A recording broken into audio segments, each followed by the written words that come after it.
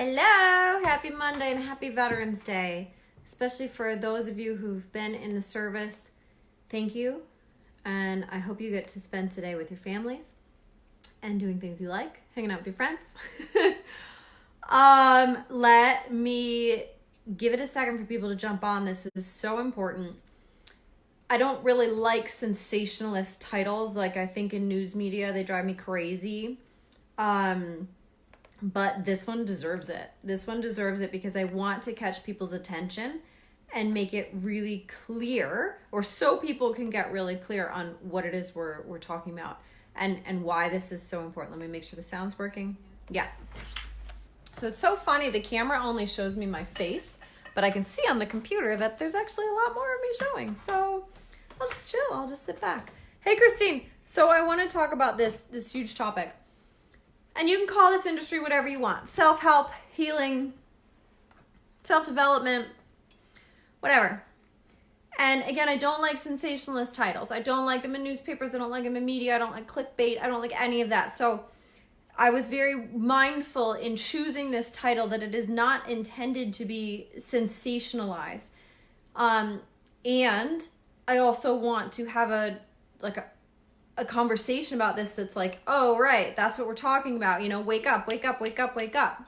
Because I've been going through this recently myself, and I realized that we're in quite a spiral with our own selves. And here's why. Let's get into the meat of it. And if you don't know who I am, I'm Alexis. It says right there. That's my name. And I do deep level soul work with people to get clear on what you want, and beyond that, how to live it, because that's much more important. So let's get into it. The concept of self-healing, the concept of healing, the concept of self-help, the concept of self-development all imply, and you've heard this before, but we're going to take it to the next level, all imply that you need healing, you need help, or you need development. Let that sink in, right? All of these concepts imply that something is wrong. And again, if you're in this industry, this is not new to you, but I really want to take it to the next level because this has been unfolding in my mind and in my psyche and awareness over the last few weeks, and it's fundamentally changed how I show up in my life for myself. Because the idea that you need healing, the idea that you are broken, the idea that you are less than, the idea that you are incomplete, but particularly the idea that you need healing, it's laughable. Like, it is laughable on a soul level. And it's laughable on a spirit level. You know, take it out of your unique soul and turn it into the grand scheme of life. It is laughable. You are already whole. You are already whole. Already whole. Totally 100% already whole. Acne scars, these are not imperfections. I am already whole. Right? Like, this is the level of detail we're going to get to with this stuff. Because, there's so many things I want to say about this, so bear with me. When we go into a situation where we seek out help in order to strengthen ourselves, learn new skill sets, learn new ways of being, expand the edges of our mind and our comprehension, those are the things that we go into in self-help, self-development, and healing, right? And many of us, when we go into that, abdicate our own power and look for fixing to come to us. So it is not the fault per se of the industry, because I think anybody who's in a healing profession, who's in a supportive profession, understands that the onus and the power lies with the person. But when we use language to describe this kind of process that we go through, where we have some sort of inner awakening and desire and then move towards it, our language falls very short and ends up implying that we are broken or somehow lacking. And this is the sort of pickle we need to work ourselves through. So if healers and growth experts, if they're not the problem because they know that the onus is on you, what happens? What happens in the interim? And, you know, you could come into the self-help world, the self-healing world, confident as could be, saying this is the exact help that I am looking for because I want to end up like this. And then somewhere in the middle, as we're along this path of this journey of development ourselves, we get disempowered. And part of that is languaging. And part of that comes from when we enter into a space of the unknown, we automatically seek out to trust other people who've been there to guide us. Same thing you did when you were a little kid. We didn't know what the outside was like, so we held our parents' hand, right? Like, this is it's not a bad thing. It's not strange. It's not unusual. But what can happen is we become overly dependent on other people to guide us, to shape us, to know better, to tell us how to change. And then when we mix it with just really basic human desires to have things be easy, we're like, oh, can you just give me the easy, like, just give me the answer and I'll do it. Just tell me how I'm broken and I'll do it. Just tell me how to fix it and I'll do it, right? So we go into this very like elementary school, just tell me how to get an A and then I'll do the work to get an A. Like, we go into that training that we have built into us. And so what happens is the self-healing, self-development, self-help world ends up being very disempowering for you. Not because anybody intended it to be that way, but because somehow in the relationships that get built, in the way that we start to approach the industry itself, we start to approach the work itself on an individual level, because that's what it's about, right? It's not about us and the industry. It's about every individual person seeking out a new tool or technique. And in that process, sometimes trying to do it perfectly or trying to do it right so that we can get the gold star and the A, at which point we're now in this sort of power dynamic with healers, power dynamic with coaches, power dynamic with people that we put on a pedestal, and it just doesn't feel good, nor is it going to get you where you want to go. So we've already talked about two different aspects of this, right? One is the languaging, the concept that you need healing, the concept that you need help, the concept that you are not whole and you are broken. It's laughable. It's just not possible. On a soul level, everything about your life is perfect and whole and complete. And I mean everything. And when this struck me the first time, I couldn't stop laughing. I just could not stop laughing. I've told this story before. I was on a table having this energy work, person working with me and on me. And I just couldn't stop laughing. I was like, this is so funny. It's so funny that I've thought that my posture was imperfect. It's so funny that I thought having acne scars was imperfect. It's so funny that I thought that not having what I wanted in my life and not being able to figure something out was imperfect. Like, all of it is perfect on the life level, on the spirit level, on the soul level, because it's, we've heard this before. Again, it sounds cliche, but it's exactly where we need to be in order to become the people we want to be. So what does that actually mean, though? Right? There's two big things I want you to get out of this video. One, when you go into a relationship with a tool, a technique, a person, is only going to work for you, right? Whether that technique is a massage or energy work or EFT tapping or coaching, whatever it is, even reading a book, even reading a self-development book, they're not going to work for you if you don't have a basis of strength in yourself and sort of affiliation even, but I call it allegiance, but really affiliation and allegiance with yourself to take that knowledge in and make it work for you in the way that's best for you. Otherwise, we go from technique to technique and book to book and person to person looking for somebody to save us. It's exhausting and it doesn't work. There's nothing wrong with you. There's nothing wrong with you. Let me repeat that. There is nothing wrong with you. You are whole. You are whole and you are perfect. That does not mean that there are not things that you want to change. Totally different, right? There may be things that you want to change.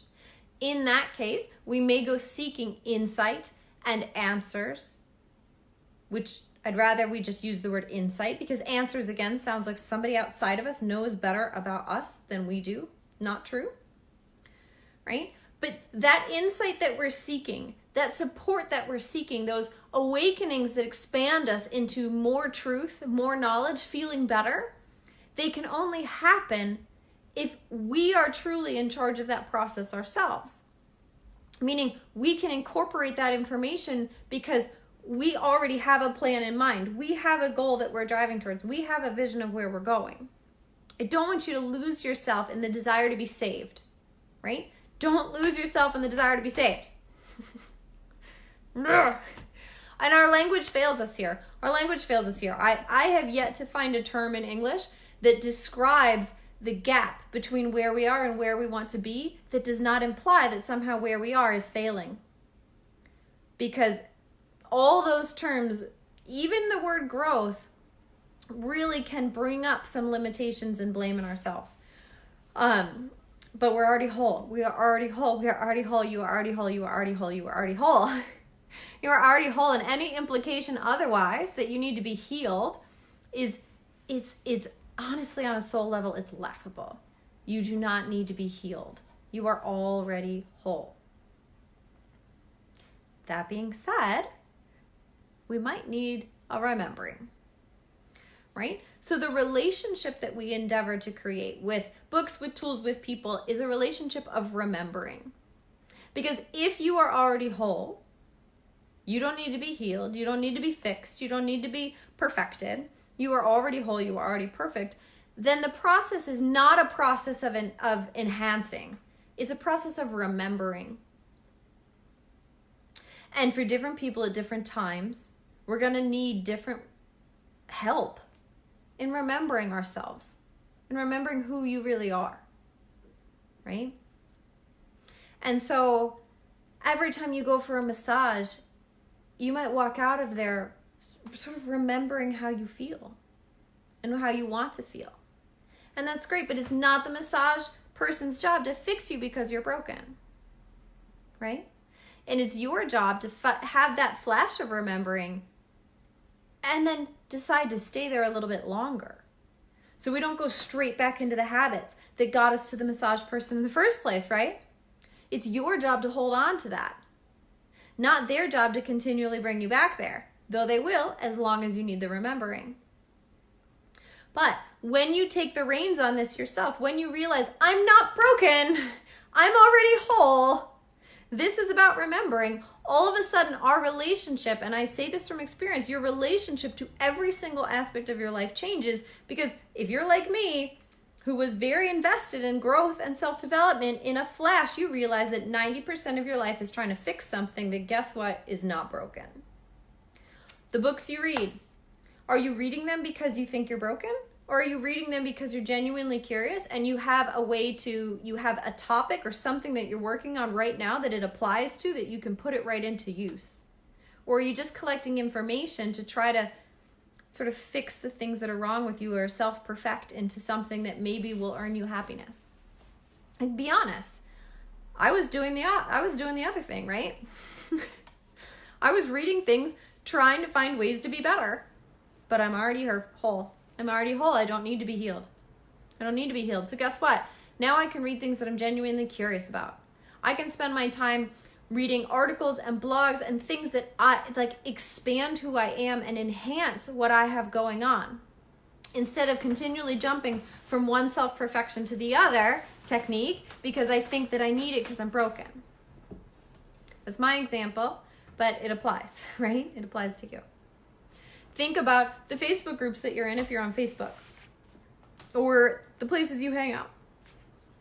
Are you there out of some sort of implied or assumed, what's the word in English? Lack? That's not the word I'm looking for. Oh, a lack's gonna do it. Are you there because you assume that you're lacking in something and so you need to be in that group because it's going to give you something that you don't have? Because if that's the reason you're in the group, leave it immediately. Right? Leave it immediately, because you are not broken. You are not broken. You don't need fixing. You don't need healing. You are already whole. So everything, this really hit me like a ton of bricks when I realized it. 90% of my professional and personal life was spent in places that implied that I was broken and that I wasn't enough and that I wasn't whole and I wasn't there yet and I wasn't this and I wasn't this. The books I was reading, the techniques I was using, the videos I was watching, the emails I was reading, the email lists I was on, the groups that I was in on Facebook, the conversations I was having with people, the words coming out of my mouth to describe the things I was working on and describe myself. Yes, so true, right? Literally all these aspects of my life, including how I was showing up to serve others, were coming from my own implied and assumed failings.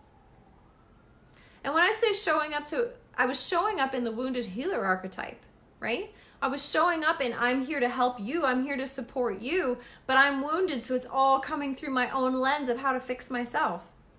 How could that possibly serve anyone? And when this light bulb went off for me that I was whole, that I am whole, that I don't need healing, that the whole concept is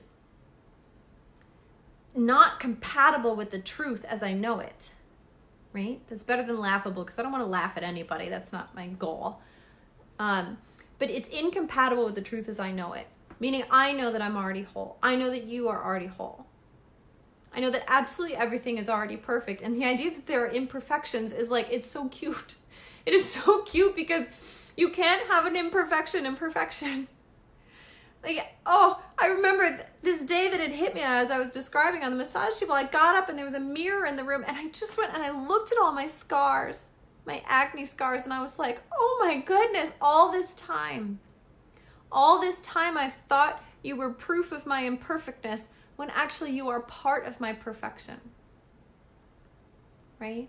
Because this insecurity, this struggle with perfection on that superficial level, that's part of my perfection. That's part of my growth and experience.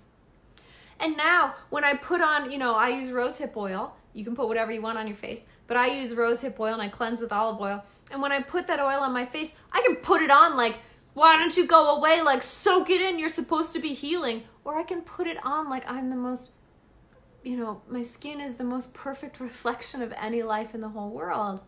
And that's another place where I noticed this showing up. Even the way I touched myself putting on, my nightly bedtime routine was a reflection of assumed failing. And as soon as I realized I'm already whole, it's like, oh my gosh, the gentleness that comes through. So there's probably, a ton of your life that you could save yourself. The time and the energy that you will save owning your wholeness. And so now when I show up for people, I show up so much more powerfully because I'm not showing up in the wounded healer archetype anymore. I'm not showing up through the lens of all of my feelings and all the things I've tried to fix, right? I'm not showing up with the idea that I'm broken and I'm not there yet, but I can kind of help you because I was somewhere else before, but even though I'm not there yet, like none of that wounded healer stuff, right? And I don't know a ton about this archetype, so if I'm saying it all wrong, sorry. I know there's a lot more to it, but this is just the languaging that came to my head, and I don't mean to downplay it. The archetypes are very powerful. So I'm just using the concept to explain something. Even if I get it wrong, I apologize. So, whoops, got a text message. So now when I show up, I can show up in service to that person because it's not about me not being enough or being enough.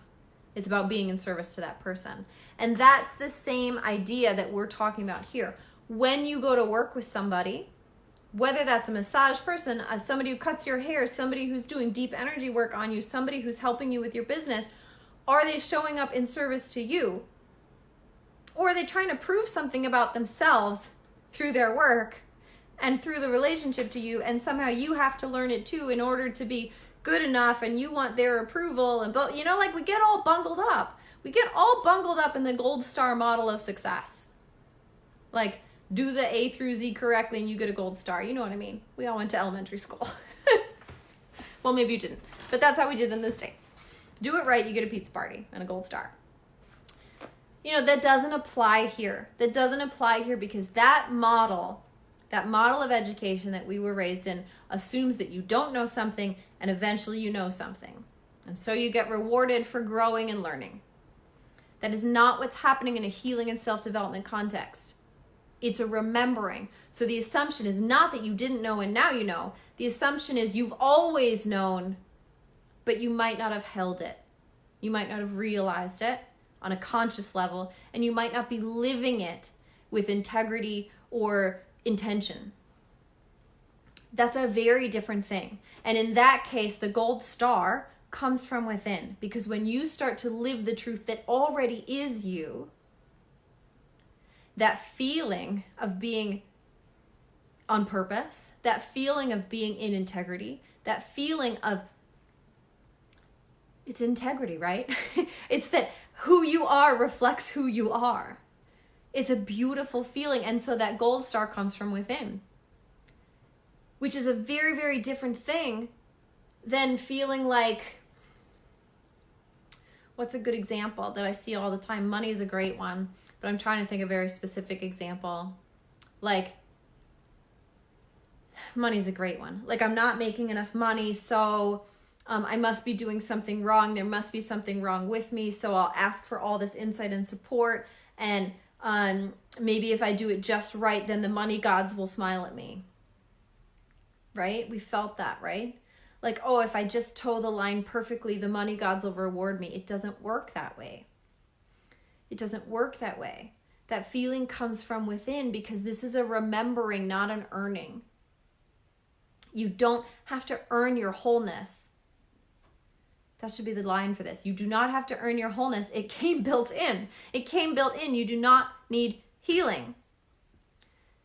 The concept that you need healing is, it's, like, I'll use the words I used before. It's in opposition to the truth that you are and the truth that I know. You are already whole.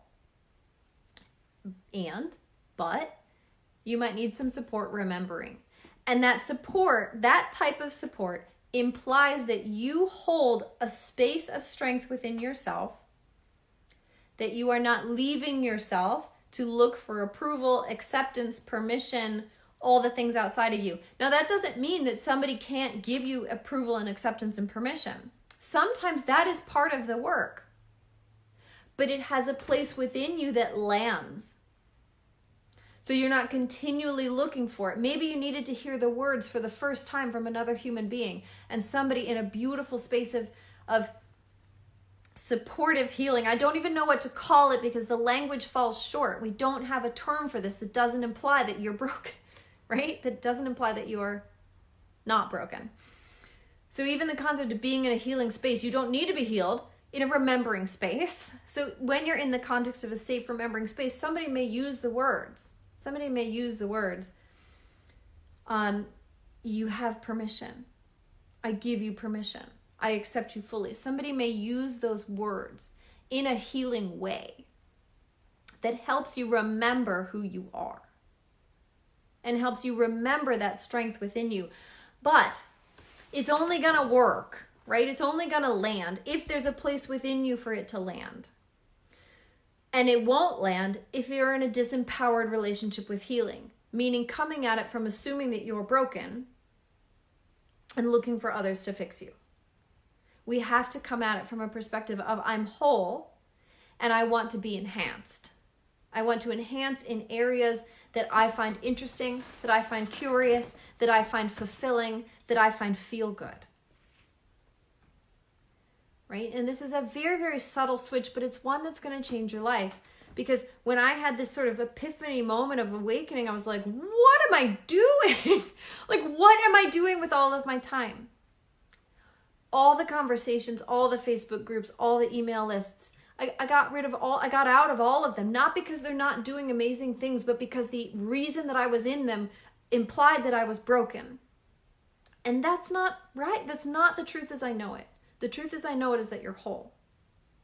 And when we come at things from a place of wholeness, then when we resonate with opportunities for support, they're so much more impactful because there is this place within you for that support to land.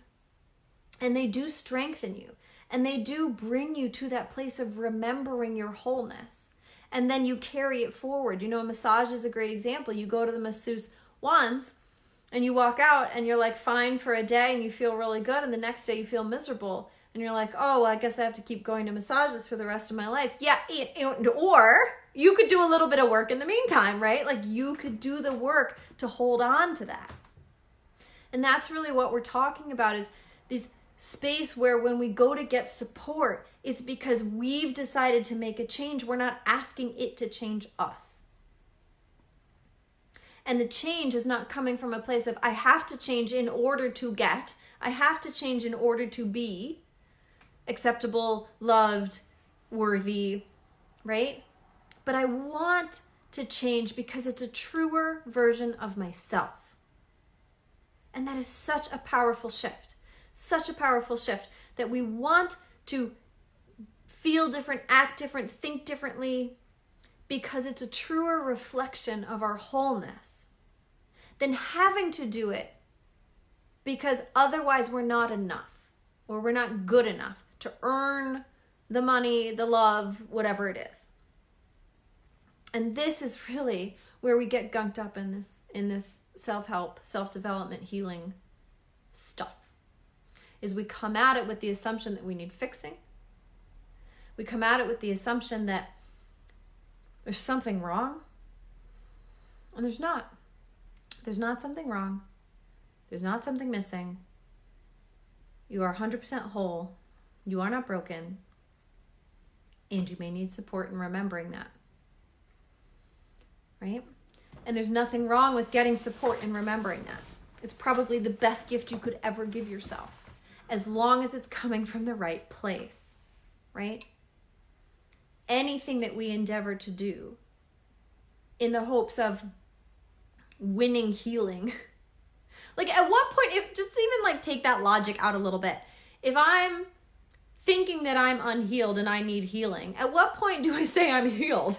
Like that's, I know from having gone into so many conversations like that, I hope I'm like, this might be the moment that I'm healed. Like this might be the very thing that I needed to be healed. Like I have done that to myself, and what a ridiculous amount of pressure to put on the situation to all of a sudden save me. Like, first of all, where did I go? Right?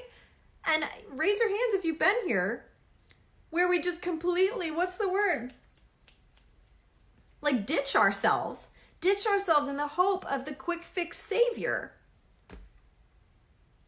in the form of someone, a coach, a healer, a helper, a tool. Like this is the book that's going to do it. Everything's going to be different. Well, it's only going to be different if we actually take it to heart, if we actually bring it and allow it to land in us. And that implies a level of empowerment that looking for saving doesn't. They don't go together. You can't have it both ways. Right? So this idea that we come at anything feeling like we need to be healed can really, really negatively impact your life. And by negative, I don't mean that it's like taking you down the wrong track, because your path is your path, and I trust life to take you in exactly the right path. So like all the times that I showed up disempowered and looking for people to save me, I wasn't wrong. It wasn't negative in the sense that like in the grand scheme of life, anything was wrong. It got me where I am today, and that's wonderful.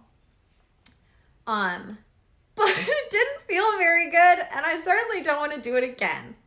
Because now I know how beautiful it feels to think and believe and fully know the truth that I am whole, and show up in that wholeness with other people, and then ask for support that takes me, that skyrockets me, because it's building on a base of wholeness, right?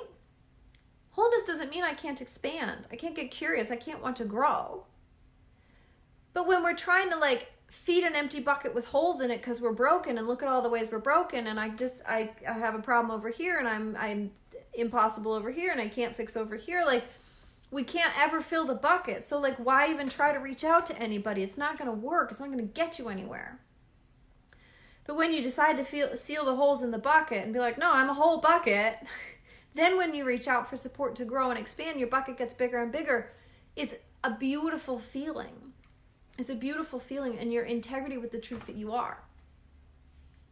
Anyway, I don't need to belabor this. If you have any questions or any examples that this applies to, pop them below and I'd be happy to expound upon this. But I just really want to get the point across that think, check in, tune in, journal on it, take a walk and just check with your intuition. How many things are you doing on a daily basis that are because or imply that you're somehow lacking or broken? Because for me, it was upwards of 90% of the conversations I had, the Facebook groups I was in, the type of support I was seeking, the way I was talking about things, the way I was approaching clients, the journaling that I was doing, the books I was reading, the things I was telling my husband about my day. Like, it was all built on this assumption that I needed to be fixed. And if I could just find the thing to fix me, it was going to be okay. But it's not true. It's just not true. You are 100% already whole. And with that as a baseline, the things that you're interested in, the support and resources you seek out, the conversations you have, the words that you share, the type of connections that you make, they are so uplifting and supportive and beautiful and life enhancing, because now we've got a life to enhance, right? When we assume that we're broken, there is nothing to enhance. But when you know truly that you are whole, you are not broken, and you come at life with the assumption that I am already whole. I am already whole. I might need remembering, but I don't need fixing, and I don't need healing. I might need remembering. It is life enhancing because now we have a life. Now you have a life, and you have claimed that life fully. Man, I thought this was going to be a really low-key video. I was like, I'm tired, I feel sick, but I am all riled up. This is huge. This is huge. So that's it. Think about it. Check in with yourself. And I suggest, and I don't mean this in any mean way, but like, I am subscribed from like 50 people. Not because they're not doing great work, but because the reason I subscribed was because I assumed I was failing somehow. And I'm like, no, that's not applicable to my life right now. That is not an area in which I am growing and enhancing. So it's not needed right now because I'm not trying to plug any holes. I'm already whole. So I'm only going to seek out and spend time on the things that enhance that right now. Right? And my whole life shifted. My whole life shifted from spending all this time trying to absorb information in order to plug gaps. And, I don't know, find the magic bullet. To just taking the action I know I need to take because I'm already whole, and there's plenty of things that I know that I could do to enhance that I want to do that I haven't been doing. And all of a sudden you just do them. And all the things that you align with and all the things you say and all the people you talk to and all the stuff that you seek out now enhances all of that effort. Because you're you. You claimed your life. Instead of assuming that you're broken and hiding and shrinking. Okay, I gotta go. I got a low network connection. I hope you heard all that. And I would love to hear how this is going. If you don't know, I offer donation-based sessions. Nobody will be turned away. You're also welcome to pay as much as you want. But I really want to be in a space of service. This is one of the things that has been whispering in my heart for a long time, and I finally made the leap to do. That doesn't necessarily apply to all my services, but it certainly does to being available, particularly if we haven't talked before, or you need sort of one-off support. And you message me about that. I was going to say, is it on my website? No, I'm making some bigger changes, so you can message me about that. And it's on my calendar. All right. I hope all is well, and this really sinks in. You are already whole. Mwah.